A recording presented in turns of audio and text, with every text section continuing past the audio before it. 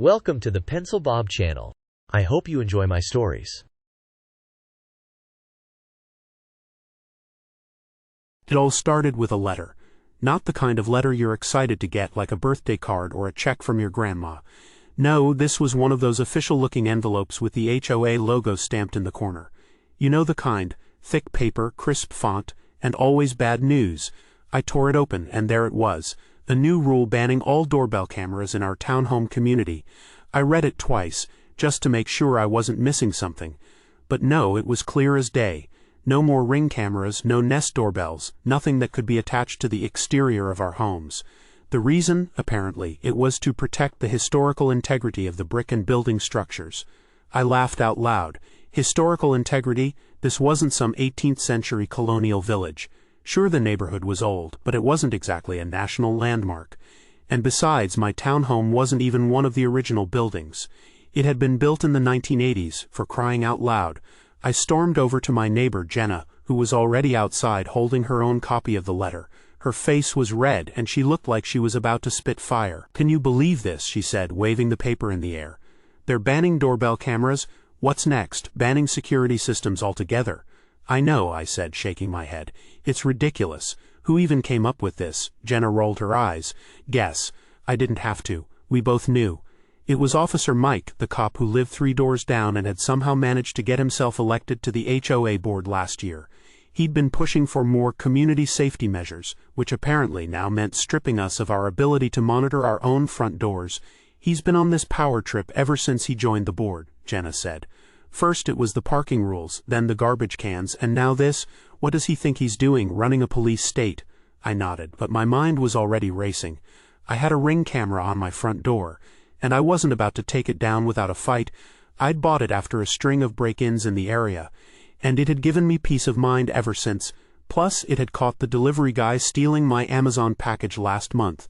Without that footage, I never would have gotten my money back. "They said we can apply for a variance," I told Jenna. "Maybe we can get an exception," she snorted. "Yeah, right. You know they'll deny it, they always do."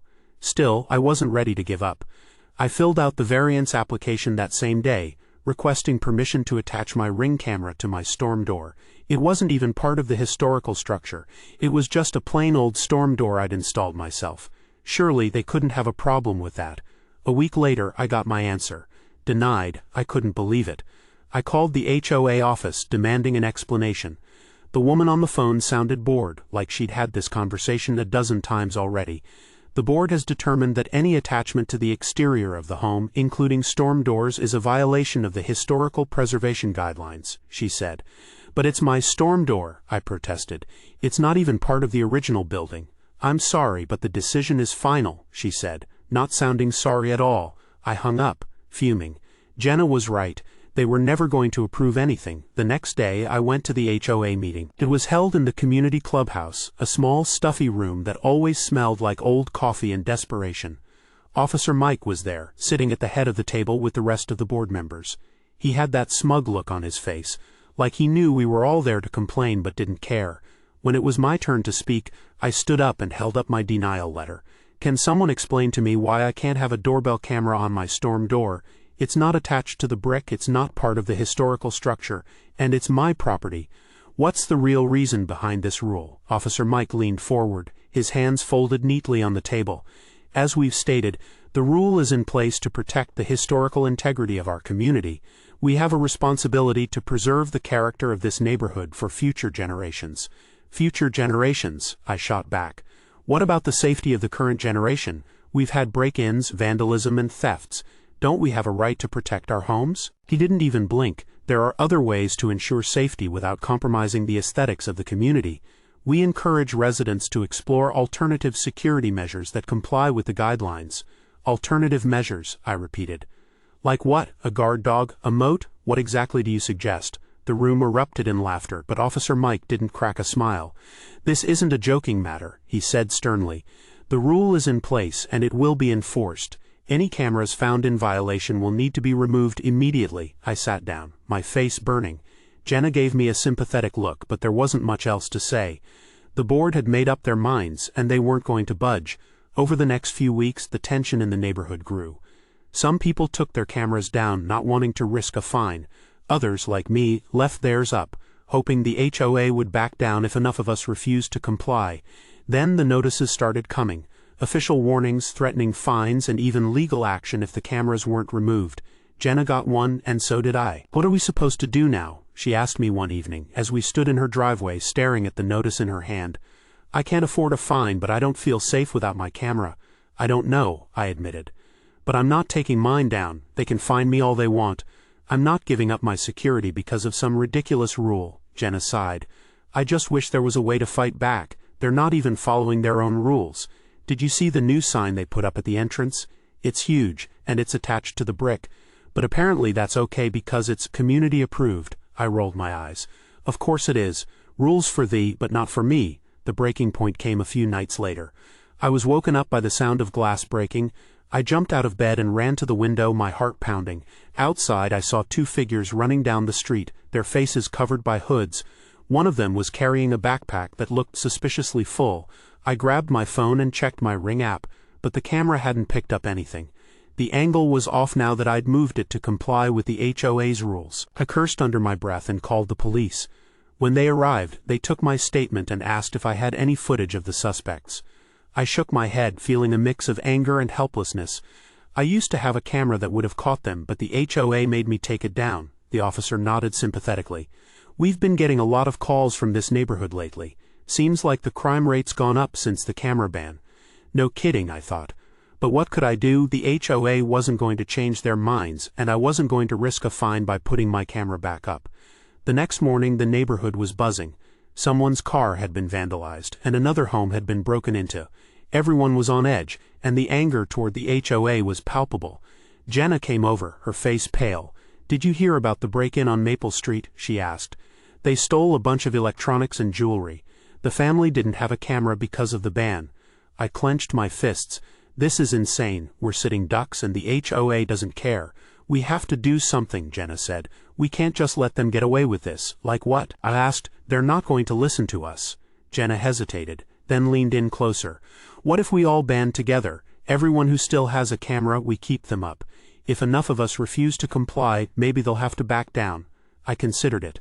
It was risky, but what other choice did we have? "It's worth a shot," I said. "But we need to be careful. If they start fining people, it could get ugly." Jenna nodded. "I'll talk to the others. We'll figure something out." As she walked away, I couldn't shake the feeling that this was far from over. The HOA had drawn a line in the sand, and we were standing on the wrong side of it. But I wasn't ready to back down, not yet. The battle lines were drawn and the war was just beginning. The tension in the neighborhood had reached a boiling point, but no one expected how it would all come crashing down. A few residents, fed up with the HOA's draconian rules and the recent spike in crime, had taken matters into their own hands. They'd installed tiny, nearly invisible security cameras. Cameras so small and discreet that even Officer Mike, with his eagle-eyed scrutiny, hadn't noticed them. These cameras weren't attached to doors or walls. They were hidden in flower pots, tucked under eaves, and even disguised as outdoor decorations. They were our secret weapons, and they were about to change everything. One night the cameras caught something no one could have predicted. Footage from a neighbor's hidden camera showed a figure in a hoodie sneaking up to a townhome, picking the lock and slipping inside. But when the figure emerged, the hood slipped back just enough to reveal a face we all knew too well, Officer Mike. The same man who had pushed for the camera ban, who had lectured us about historical integrity, was the one breaking into homes. And he wasn't alone. Over the next few nights more footage surfaced, showing Mike coordinating with a small group of accomplices, directing them to specific homes and even carrying stolen items himself. The evidence was undeniable.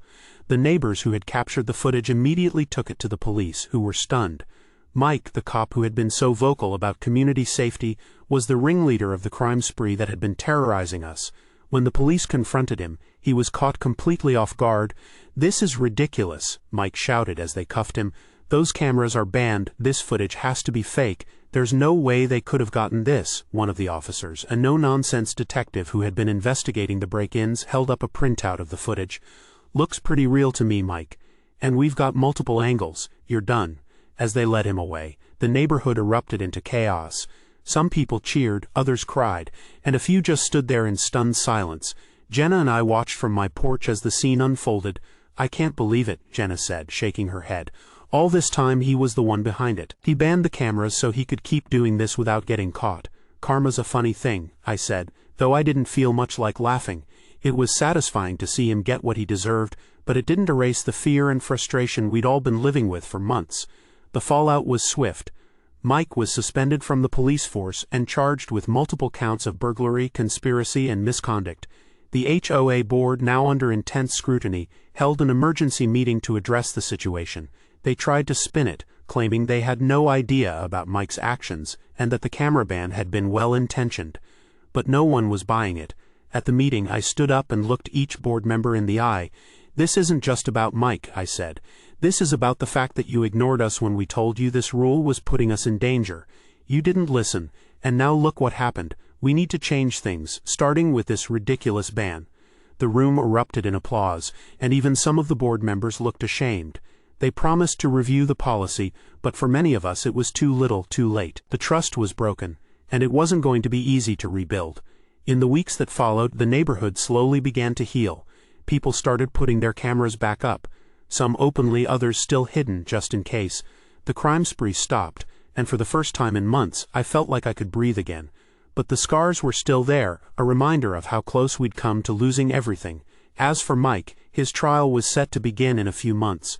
The footage from those tiny cameras would be the key evidence against him, and there was no way he could talk his way out of it. Justice, it seemed, had finally been served.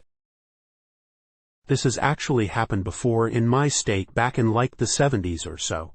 People used to call the local police station to tell them they're going on vacation to get a cop to drive by their place occasionally. This department had a burglary ring operation, and they would rob those families when they were on. The FBI got involved and made a bunch of arrests. Start by saying if there is any theft, violence, or anything else that camera footage would have assisted with, then you will sue him personally and take his house if you have to. I can't believe the HOA thought banning cameras was a good idea. What kind of logic is that? Let's make it harder for people to protect their homes because bricks matter more than safety.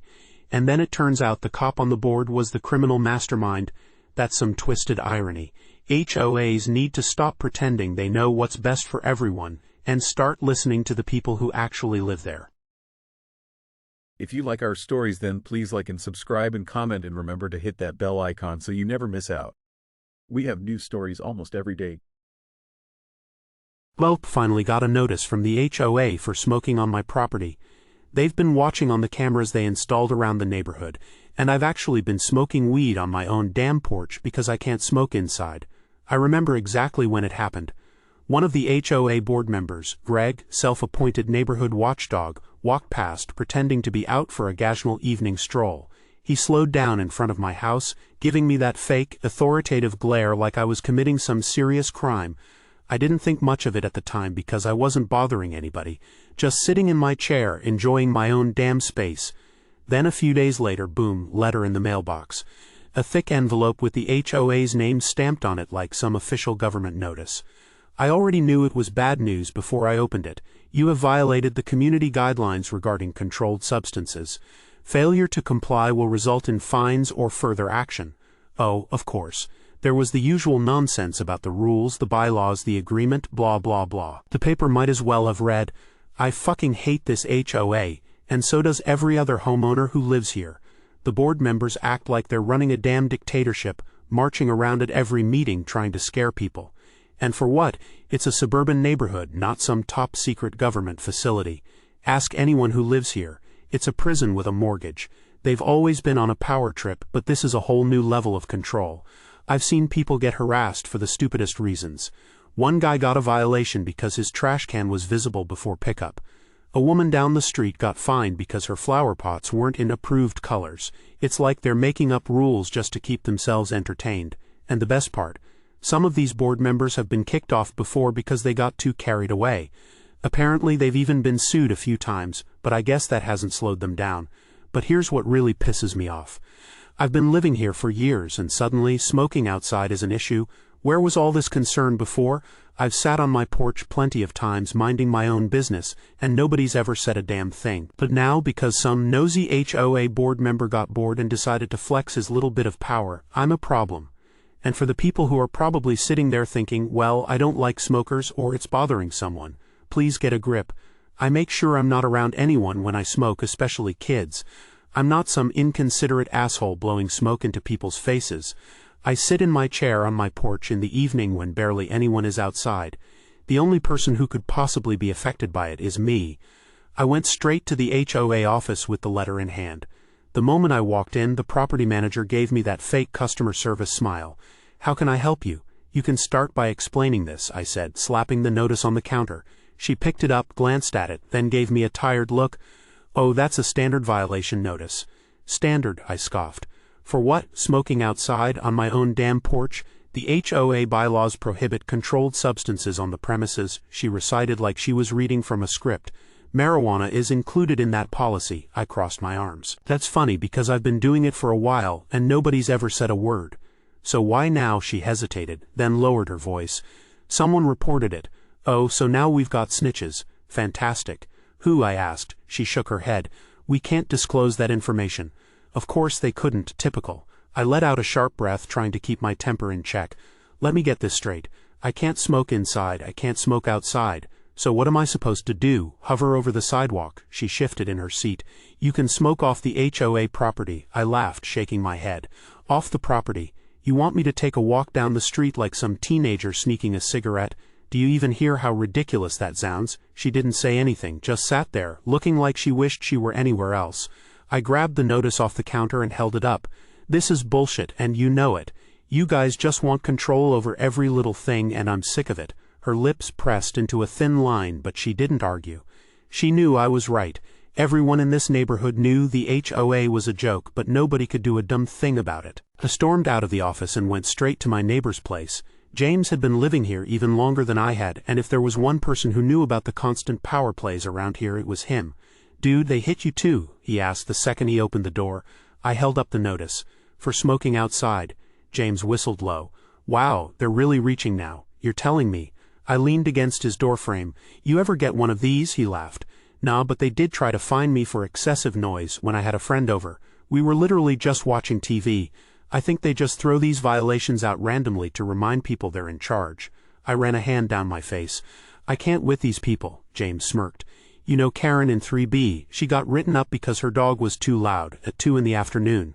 I let out a sharp laugh. Unreal. We stood there for a moment, just shaking our heads. This HOA is a joke, I muttered. Yep, James agreed.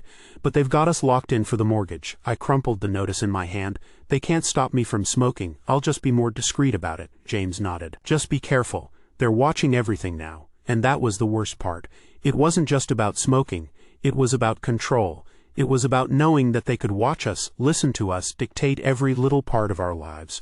I looked up at the camera mounted on the light pole, the red blinking light taunting me. Fine. If they wanted to play this game, so be it. I wasn't going down without a fight. When this happens, people like to read word by word the 100 pages of rules book, start stalking their neighbors like they do to you, and report them for the smallest violation. Feels justified. I got a city notice in an old neighborhood I used to live in that code enforcement saw our trash cans from the street poking out slightly from the side of the house, and that if it happened again, I would be charged with a misdemeanor crime. Don't live there anymore. Low-income housing apartment complex manager got shot 8 times by a retired veteran she was going to kick out. She had recently taken over the retirement community, and apparently they weren't as keen on her controlling ways as her previous place. She would stand outside of people's apartments and listen for noise after 10, and put a notice on your door. She creeped around and yelled at people like they were her kids. Her husband, before he died, wouldn't allow the children to play on the grass. When the news broke about her being shot, the consensus was, it's about time.